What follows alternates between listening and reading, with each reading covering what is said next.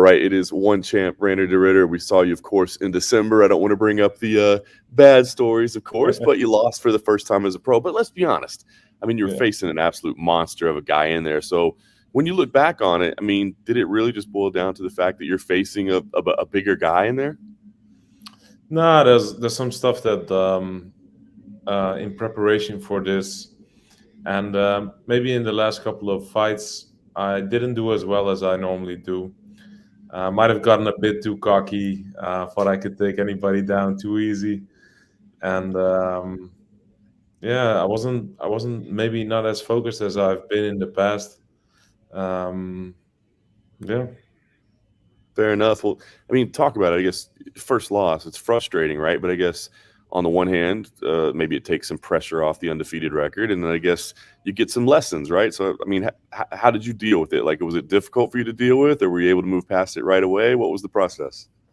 No, it was pretty easy. It's not something that really bothers me. To be honest, well, it's like everything in life. Since I have the kids, it's if they're okay, I'm good. And nothing else really matters. Everything else is extra. Um, I never expected that. I've never expected it to be so easy. But as long as they are healthy, they are happy. Man, I don't really matter as much. But it's definitely something I'm working to make sure it never happens again. And there's a lot of that went into that fight. I took it relatively short notice. I moved up a weight class. Um, I was just sloppy on all the aspects. I was just sloppy.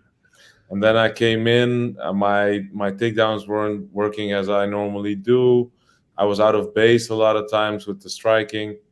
Uh, just it wasn't my finest performance, and to be honest, right now I'm happy that it happened because it sets up a great comeback story, and it really, really, really helped me dial in again and get to new heights, reach new heights, and I want to make this a nice comeback revenge year.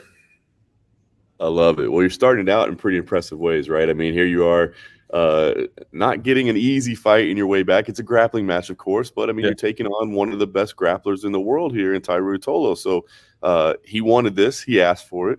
You quickly obliged, said no problem.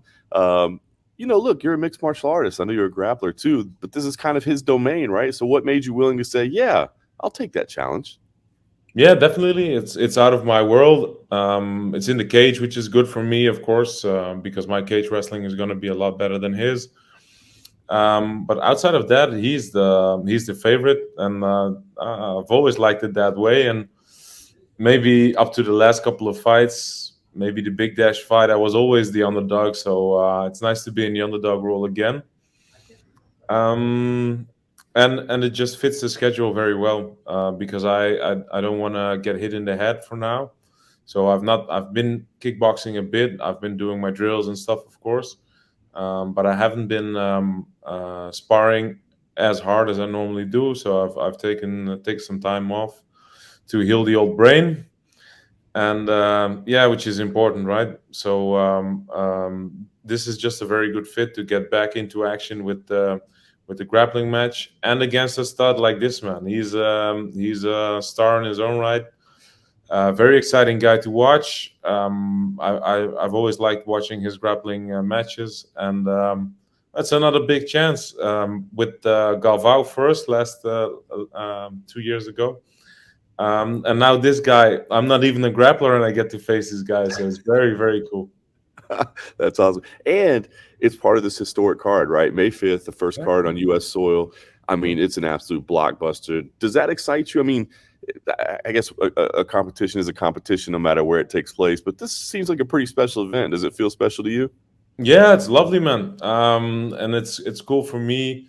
That's in America because I've trained a little bit with the guys at New Wave now, with John and Gordon, and well, the list goes on, right? With all the top guys there.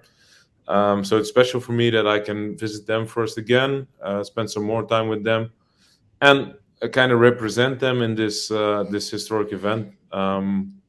yeah, it's cool to be part of all this stuff. It's awesome. You touched. I mean, it doesn't get any more high level grappling training than that. I saw that you went down there. Was that specifically kind of for this matchup, or is that like a routine that you're wanting to use moving forward in your career? I mean, can't get any better jiu-jitsu instruction than that, I guess, right? Yeah, exactly. It's so amazing to be there. The training is awesome. The city of Austin is, I don't know, everybody talks about it. It's great, but it's not that special to me, to be honest. But training is amazing. The rest is pretty boring, but I've been learning so much there. Last time, so the Galvao matchup, it came to be 3 weeks after a title defense, my middleweight title defense. So I didn't really have time to prepare specifically for the grappling thing, because I had to fly halfway across the world twice, and I didn't get time to go to the States and train with these guys. But a few months after, I went there and trained there for the first time, and man, it's so special for me that they welcome me with open arms, and they say hi Ryan, you're so cool to have you here. They're happy to have me there. If there's anybody on the planet I want a compliment from in my grappling, is those guys. So it's so surreal sometimes that I get the opportunities to just show up there and train with them. That's awesome, man. Well, I know you said, this just kind of works out in your schedule in terms of like recovery and all that, but I mean, you win here. You got multiple MMA titles. Do you start saying, maybe I'd like a grappling title too? Hey, call out the little brother, maybe. I Yeah, mean, maybe, who knows? But I would like to get back in the MMA world after this one. I want to defend my middleweight title, and man, I need to get that fight back, man. So that's the end goal, somewhere at the end of this year. So I always walk around like 95, 96 kilos. I'm not that heavy for a middleweight even, so I make the weight pretty easily. So I want to do one middleweight fight and then seriously take a shot at gaining some weight, like getting up to light heavyweight, um, like a bit more seriously, walk around a little heavier, do a proper camp this time, really prepare, and take another shot at this. I love it. I had a feeling you were going to say that. Well, first up is the grappling match, of course. I guess without tipping your hand too much, what do you think we see here? I mean, do you try to show aggression here? Is it more of a tactical play? Do you try to use your power to your advantage? Like, what kind of matchup do you think we see here? No, I think it's very interesting. Style-wise, we somehow we have pretty similar styles. He's a takedown guy like I am. He's very good in the transitions like I am. Right, I take guys down and then I choke them from the advantage I get there normally. I think one of the big factors is the cage. If I can get him against the cage and we wrestle against the cage, that will be very beneficial for me. But you'll see a high-paced action fight because he's a finisher, I'm a finisher, and I think if this ends the same as the Galvao match and it's a draw, or I win by more takedown, more more submission attempts, that's not enough. I need to finish this guy, man. It would be so cool to finish this guy.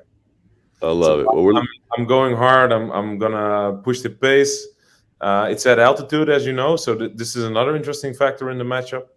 I'll be heading out early. I've been doing a lot of cardiovascular work for this matchup. So yeah, man, a lot of things to consider. I'm looking forward to it. Well, it's going to be May 5th, historic card, first one championship card in the U.S. Of course, it'll air on Amazon Prime Video. We look forward to seeing you out there. In the meantime, go take care of the important stuff, the family, these interviews, grappling matches, they don't matter. Go take care of that. It's crazy how that changes when you get a kid, because still I do everything for it. I train like a maniac. I sacrifice everything. But in the end of the day, who gives a shit, man? If the family's happy, I'm happy. 100%. I love it. Great stuff, Reinier. We'll talk to you soon, man. Thank you.